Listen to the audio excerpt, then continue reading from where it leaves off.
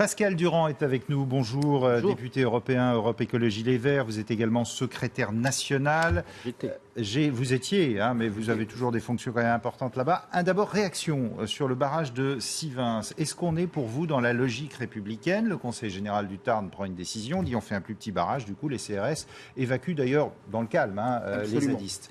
Alors écoutez, d'abord je me réjouis que la violence ait baissé d'un cran. Vous savez, nous sommes pacifistes et j'ai évidemment vécu comme tout le monde le drame de ce jeune gamin qui a été tué, des violences qui sont arrivées derrière. Tout ça est derrière nous et simplement ce que j'espère. Oui, le droit doit gagner. Simplement, il faut le faire dans le respect de l'ensemble des textes. Donc là, la Commission européenne, par exemple, avait mis en demeure la France sur la question des zones humides. Ça, c'est un problème légal, juridique. Il faut que la France réponde. Là, on a un nouveau projet qui va être mis en place. J'en prends acte. Simplement, il faut que les enquêtes aient lieu. Il faut que le débat ait lieu. Il ne faut pas simplement être dans le formel. Il faut être aussi dans une démocratie vivante. Donc, il y a des parties intéressées. Il y a les agriculteurs, bien sûr, mais il y a aussi les ONG, les associations. Il faut maintenant débattre. On est parvenu à un compromis acceptable? Non, ce qui est acceptable d'abord, c'est qu'on a retiré le projet initial qui était illégal. Mais le nouveau projet, vous en pensez quoi du nouveau projet? J'en pense rien parce que pour le moment, il n'a pas fait l'objet d'une enquête publique. Vous savez ce que je demande parce tout simplement? Parce qu'on est peut-être reparti pour 2 ans là. Eh bien, s'il le faut, moi je préfère qu'on parte pour 2 ans plutôt qu'il y ait des morts. Je préfère qu'on parte pour 2 ans et qu'on respecte la loi. Donc, vous voyez, moi je suis, encore une fois, un démocrate. Mais je voudrais que les choses se passent dans le respect de la loi et pas de coup de force. Il y a eu en l'occurrence, et je ne veux pas aller maintenant stigmatiser les uns ou les autres, mais il y a eu un passage en force. Je rappelle quand même que s'il y a eu l'occupation des zadistes, c'est parce que les bulldozers sont arrivés et ont commencé à détruire les terrains et la forêt avant même les autorisations. Vous vous reconnaissez dans le mouvement des zadistes? Je me reconnais encore une fois dans le fait que certaines personnes essayent de faire en sorte que les lois environnementales soient respectées dans ce pays.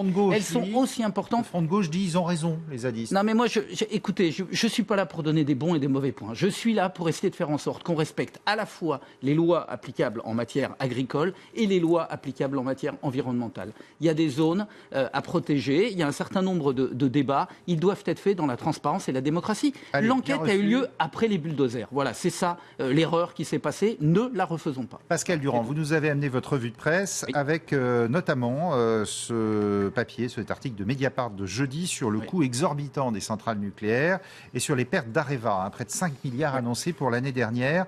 On pouvait s'en douter de tout ça? On s'en doute depuis. Le problème, c'est que la France s'est construite là aussi. J'ai même pas envie de rentrer dans le débat sur le nucléaire, les dangers, etc., les déchets, tout ça, on les connaît. Et nous savons que nous ne sommes pas majoritaires sur ce débat-là. En revanche, il y a un vrai débat que la France n'a jamais eu. C'est le coût réel du nucléaire, le coût de l'électricité nucléaire. Ça fait des années que nous indiquons que l'énergie nucléaire coûte extrêmement cher, qu'elle nous interdit d'investir dans les énergies d'avenir, dans les éoliennes, dans les énergies renouvelables et dans un autre type d'énergie. Là, on le voit. Il y a plus de 5 milliards de pertes pour Areva qui ont été cachées. L'opinion officielle, c'est de dire heureusement qu'on a le nucléaire, oui, sinon on paierait beaucoup plus cher l'électricité. Regardez les autres pays autour de nous. Vous savez quoi? C'est un mensonge éhonté. On le voit avec l'EPR qui n'arrive pas à se terminer, que ce soit en France ou que ce soit en Finlande. On est déjà à plus de 110 € du kilowattheure, alors que sur le renouvelable, à ce stade, alors qu'on en est qu'aux prémices, on est à 75 €.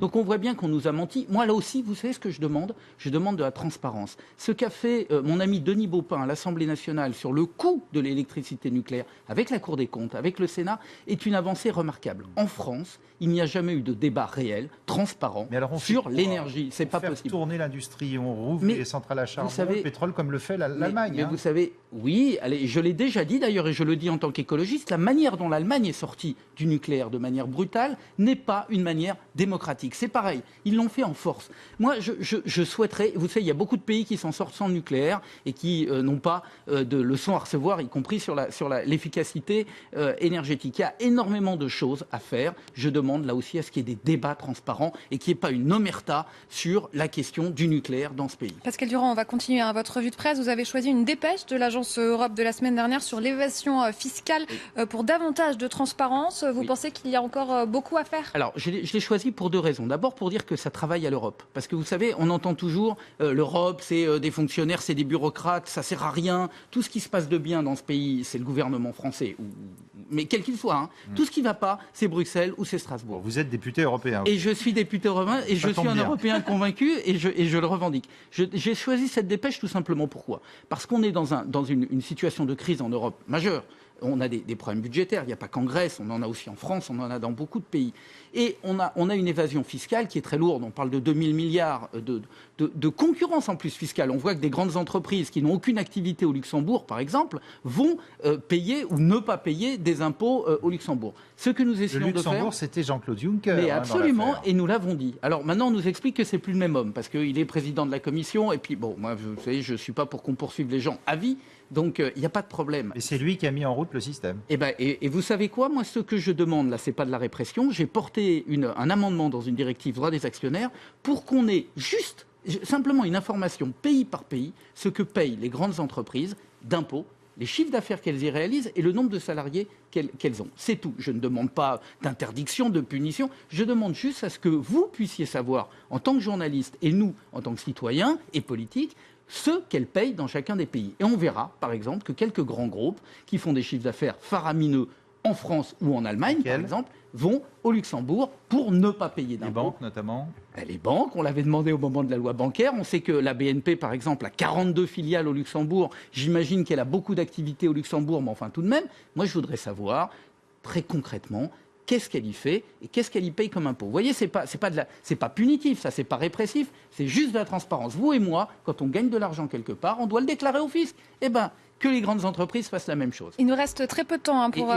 Pardon, mais juste les PME, les TPE, les artisans, dont tout le monde nous dit qu'ils sont le cœur de l'activité économique. Eux, ils n'ont pas la capacité de transférer dans ces pays-là. Et d'optimiser fiscalement. Voilà, donc moi j'aimerais qu'on soit dans une société équitable. Très rapidement, parce qu'on a très peu de temps. Cette vidéo parue sur le site du Monde jeudi qui montre des hommes défilant en burqa dans le centre de Kaboul. C'est ça qui est surprenant. Et à quelques jours de la journée de la femme, vous trouvez que ça bouge? Ça y est. Voilà, moi je trouve c'est un clin d'œil. D'abord, c'est très courageux de défiler en Kaboul. C'est en Afghanistan. C'est en Afghanistan, des hommes qui mettent une burqa pour dire le droit des femmes est bafoué en Afghanistan. Elles n'ont pas la liberté de pouvoir s'habiller comme elles le veulent. J'ai trouvé que c'était très courageux. C'est un clin d'œil. Évidemment, ça ne va pas changer le monde, mais c'est bien de le faire et ça montre que ça bouge, y compris en Afghanistan. Et les Turcs avaient fait pareil en s'habillant avec les jupes dans les. C'est moins dangereux. Cela étant, c'est moins dangereux en Turquie qu'à Kaboul. Ils risquent leur vie en faisant ça. C'est très très courageux. Merci beaucoup, Pascal Durand, député européen d'Europe Écologie Les Verts, venu nous présenter votre revue de presse ce matin.